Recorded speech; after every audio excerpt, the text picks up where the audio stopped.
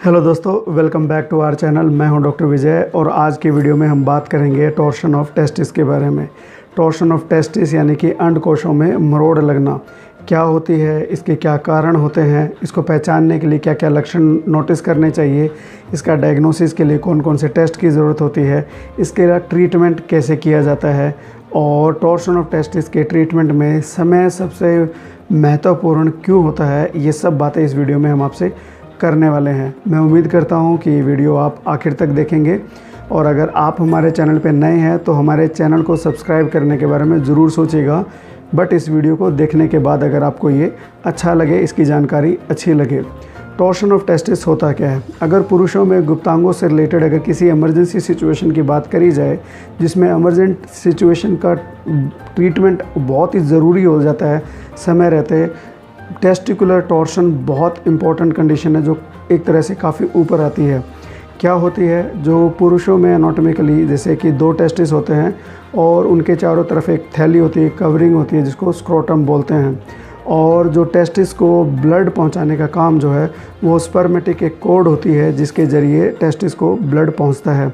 ये spermatic code में ही एक तरह की गांठ लग गई या एक तरह की मरोड़ लग गई, कुछ इस तरह की सिचुएशन हो जाती है जिसको हम लोग टॉर्शन ऑफ टेस्टिस कहते हैं। और इसी टॉर्शन की वजह से क्या होता है कि जब ब्लड फ्लो, जब मरोड़ लगती है तो ब्लड फ्लो जो टेस्टिस को पहुंच नहीं पाता, यानी कि अंडकोशों तक सही मात्रा में खून नहीं पहुंच पाता या बिल्कुल ब्लॉक हो जाता है, और जिसकी वजह से जो अंडकोशों की जो कोशिकाएं हैं, सेल्स हैं, वो धीरे धीरे करके मरने लग जाते हैं और इनको पूरा मरने में बहुत ज़्यादा समय नहीं मिलता है। इसलिए समय टेस्टिकुलर टॉर्शन के मरीज़ों में बहुत ही ज़्यादा ज़रूरी होता है। टेस्टिकुलर टॉर्शन बहुत ज़्यादा आम तौर पर देखे जाने वाली प्रॉब्लम नहीं है। अगर अनुमान से बताया जाए तो 4 से 5 हज़ार के करीब वो लोग जो 25 साल से नीचे यंग बॉयज़, उनके अंदर जो है 1 या 2 ही लड़कों में ये केसेस देखे जाते हैं। अगर 12 से 18 साल के बीच के जो लड़के होते हैं उनके अंदर ये सबसे ज़्यादा होता है, यानी कि टोटल जितने भी केसेस आएंगे उनका 60 से 65% के करीब जो है उनकी उम्र जो है 12 से 18 साल के बीच में होगी। तो एडोलेसेंट एज में ये काफ़ी ज़्यादा होता है जितने भी केसेस देखे जाते हैं। इसके अलावा ये इन्फेंट्स में हो सकता है, 1 साल से छोटे बच्चों में, कई बार माँ के पेट में भी ये नोटिस किया जाता है कि बच्चे के जो टेस्टिकुलर टॉर्शन हो जाता है। इसके अलावा बड़ों में भी नोटिस होता है, लेकिन बड़ों में बहुत कम होता है। अगर एक तरीके से समझा जाए तो एडोलेसेंट्स में ये प्रॉब्लम सबसे ज़्यादा होती है। अब बात करते हैं कि इसके कारण क्या क्या होते हैं। इसके कारण अभी तक बहुत ज़्यादा डिफाइंड नहीं है, बहुत अच्छे से पूरी तरह से क्लियर नहीं है कि क्यों होते हैं। काफ़ी चीज़ें तो थ्योरेटिकल है, थ्योरी है, ये रीज़न्स हो सकते हैं। बट जो बातें काफ़ी पुख्ता है वो ये कि जिनकी फैमिली में टेस्टिकुलर टॉर्शन की प्रॉब्लम होती है मेल्स में, उनके बच्चों में या उनके छोटे भाई में ये प्रॉब्लम हो सकती है, यानी कि फैमिलियल भी हो सकती है। टोटल जितने भी टेस्टिकुलर टॉर्शन के केसेस आते हैं उनमें 10% के करीब लोगों में फैमिली हिस्ट्री होती है। इस बात से एक ये बात भी समझ में आती है कि अगर किसी के घर में टेस्टिकुलर टॉर्शन की हिस्ट्री है और उसके छोटे भाई या उसके बेटे में अगर इस तरह की प्रॉब्लम नज़र आती है तो तुरंत से तुरंत हॉस्पिटल जाने की ज़रूरत रहेगी और चले जाना चाहिए। इसके अलावा जो टेस्टिस होती है वो बेसिकली आसपास के टिश्यू के साथ में बड़ी फर्म होती है, बहुत ज़्यादा मोबाइल नहीं होती, बहुत ज़्यादा फ्रीली मोबाइल नहीं होती स्क्रोटम के अंदर। लेकिन कुछ कुछ लोगों में एक डिफ़ॉर्मिटी होती है, बेल क्लैपर डिफ़ॉर्मिटी, जिसकी जो 90% ऑफ केसेस जो होते हैं स्क्रोटल टॉर्शन में उनके अंदर देखी जाती है। तो उसमें ये ज़्यादा फ्रीली मूवेबल होती है, तो उसके में टॉर्शन मरोड़ लगती रहती है, कई बार मरोड़ अपने आप ठीक भी हो जाती है। तो उनके अंदर ये प्रॉब्लम बार बार होती है, बार बार ठीक हो जाती है अपने आप। जो लड़के स्पोर्ट्स एक्टिविटी में इन्वॉल्व हैं, कई बार स्पोर्ट्स खेलते समय जांघों पे या अंडकोशों पे चोट लगने की वजह से भी जो है टॉर्शन ऑफ टेस्टिस हो सकता है। कि जो एडोलेसेंट होती है, किशोरावस्था में अंडकोशों का साइज़ जो है फटाफट बढ़ रहा होता है, उसकी वजह से भी टॉर्शन जो है हो सकता है। अब बात करते हैं कि टॉर्शन ऑफ टेस्टिस के सिम्टम्स क्या होते हैं। पेन यानी कि बहुत ज़्यादा सीवियर अमाउंट में दर्द होना और अंडकोशों में स्वेलिंग होना, ये सबसे इम्पॉर्टेंट सिम्टम होते हैं। वैसे अंडकोशों में किसी भी तरह की या टेस्टिस में किसी भी तरह की स्वेलिंग या किसी भी तरह के पेन को इग्नोर नहीं करना चाहिए, क्योंकि बहुत सारी सिचुएशन इसमें होती है और सबका ट्रीटमेंट अलग अलग होता है और ऑलमोस्ट सभी सिचुएशंस को आसानी से डील किया जा सकता है अगर आप सही टाइम पे डॉक्टर के पास जाते हैं। आमतौर पर लोग जो है झिझक कर, शर्म करके लोग डॉक्टर्स के पास नहीं जाते हैं और प्रॉब्लम्स को लेके घूमते रहते हैं और बाद में जब डॉक्टर तक पहुंचते हैं तो प्रॉब्लम काफ़ी ज़्यादा बढ़ जाती है, उसको ट्रीट करने में बहुत एफर्ट लगते हैं। सो पेन और स्वेलिंग बहुत इंपॉर्टेंट सिम्टम होते हैं। पेन इसमें बहुत ज़्यादा सीवियर होता है। बहुत बार जो यंग लड़के हैं रात को सोते सोते एकदम से उनको तेज़ दर्द होता है, रात को सोते सोते भी टॉर्शन ऑफ टेस्टिस हो जाता है और जब इतना दर्द होता है तो उसके साथ में उल्टी आना या उल्टी जैसा मन होना, चक्कर आना, ये प्रॉब्लम भी उसके साथ में नोटिस होती है।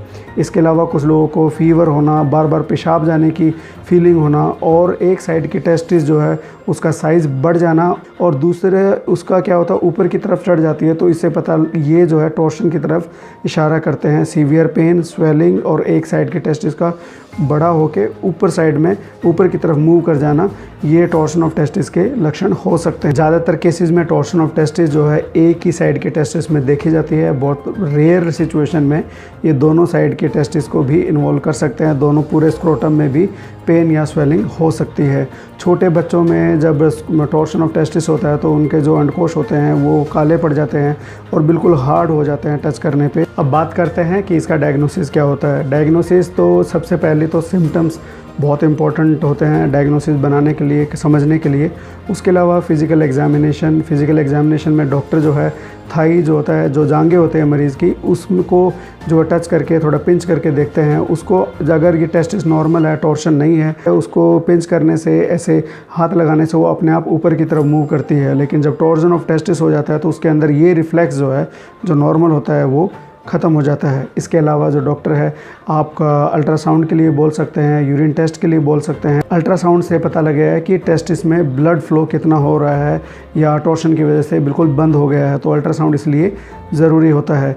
इसके अलावा यूरिन जो टेस्ट किया जाता है उससे पता लगता है कि कोई पेशाब में इन्फेक्शन तो नहीं है, या रूल आउट करने के लिए इस सारे तरह के टेस्ट जो है करवाने की ज़रूरत पड़ती है कि ये टॉर्शन ऑफ टेस्टिस है या किसी और वजह से ये इतना ज़्यादा दर्द हो रहा है। अगर इसकी सर्जिकल प्रोसीजर की बात करें तो उसको ऑर्क्योपैक्सी बोलते हैं। बेसिकली उसमें छोटा सा इंसिजन देके उसको टॉर्शन को रिमूव किया जाता है, उसको नॉर्मल किया जाता है और जो टेस्टिस की जो बहुत ज़्यादा मूवमेंट है उसको थोड़ा सा सूचर लगा के फिक्स भी किया जाता है। बहुत ही छोटे से सूचर लगते हैं। ये जनरल एनेस्थीसिया में मरीज़ को बेहोश करके इसको जो है ये सर्जिकल प्रोसीजर की जाती है। बहुत लंबी चौड़ी प्रोसीजर नहीं है और इसके लिए डॉक्टर भी आपको बहुत ज़्यादा लंबे टाइम तक हॉस्पिटल में नहीं रखेंगे। एक दिन मैक्सिमम जो है 1 या 2 दिन, उसके बाद में आपको डिस्चार्ज किया जा सकता है। बहुत ही रेयर सिचुएशन में कई बार ऐसा भी होता है कि डॉक्टर जो है मैनुअली भी इसको करके मैनुअल डिटॉर्शन भी कर देते हैं, जो मैनुअली हाथ से भी इसको और मरोड़ को रिमूव किया जा सकता है। बट ये बहुत ज़्यादा कॉमन प्रैक्टिस नहीं है। अगर पेन और बाकी सब सिचुएशन को ध्यान में रखते हुए ही ये डिसीज़न लिया जाता है कि मैनुअल करने की ज़रूरत है या फिर सर्जिकल प्रोसीजर करने की ज़रूरत है। सर्जरी की अगर बात करी जाए, हम लोग बार बार टाइम की बात कर रहे हैं, तो 6 घंटे का टाइम बहुत ज़्यादा ज़रूरी होता है। पहले 6 घंटे में अगर सर्जिकल प्रोसीजर और ये सब कर लिया जाए तो फिर इसको पूरी तरह से ठीक किया जा सकता है। लेकिन अगर 6 घंटे से ज़्यादा टाइम हो गया है तो उसकी वजह से जो टेस्टिस की कोशिकाएं हैं वो मरना शुरू हो जाती है और बाद में जाके हो सकता है टेस्टिस को रिमूव भी करना पड़े। जो 12 से ज़्यादा घंटे डिले हो गए हैं तो 3/4 लोगों में तो जो है टेस्टिस को रिमूव करने की भी ज़रूरत पड़ जाती है और इससे भी ज़्यादा अगर लेट हो गए हैं तो 90% केसेस में जो है टेस्टिस को बचाना मुश्किल होता है, एक तरह से इम्पॉसिबल होता है। इसलिए समय बहुत ज़रूरी है। मैं इसलिए समय की बात इसलिए भी कर रहा हूँ क्योंकि आम तौर पर अगर इंडिया की बात करी जाए तो रात में अगर कोई प्रॉब्लम हो गई है तो लोग कहते हैं कि चलो कोई बात नहीं, सुबह चलेंगे। नहीं, अगर यंग लड़का है घर में और रात को अगर उसको इस तरह की दिक्कत हो गई है तो आपको तुरंत से तुरंत हॉस्पिटल जाना चाहिए, किसी सर्जन के पास जाना चाहिए और उनको दिखाना चाहिए। ये सबसे बेस्ट तरीका है, इसको इग्नोर नहीं करना चाहिए।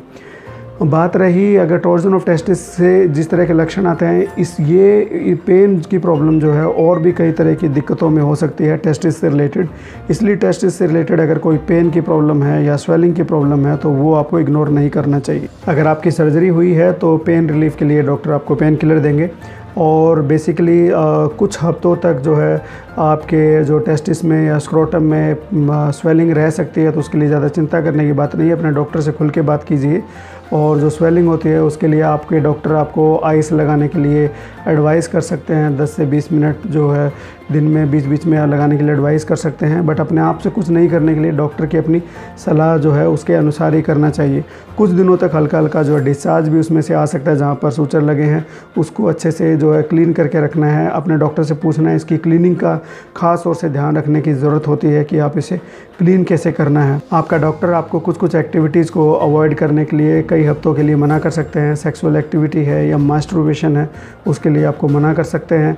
आपकी जो स्टर्नस एक्सरसाइज है, फिज़िकल एक्टिविटी है, लेबोरियस वर्क, हैवी वर्क, उसको करने के लिए कई हफ्तों तक के लिए मना किया जा सकता है और उसको आपने सीरियस नोट पे फॉलो भी करना है। अगर आप उसे फॉलो नहीं करोगे तो कई तरह की प्रॉब्लम्स क्रिएट हो सकती है। अब बात आती है कि टॉर्शन ऑफ टेस्टिस की वजह से क्या क्या कॉम्प्लिकेशंस हो सकती है। देखिए, इन्फेक्शन एक इम्पॉर्टेंट इशू है, क्योंकि ब्लड जो होता है बॉडी के टॉक्सिन्स को निकालने का काम करता है और ब्लड के ज़रिए ही टॉक्सिन दूसरी जगह पे जाते हैं जहाँ से उसको बाहर निकाला जाता है शरीर से।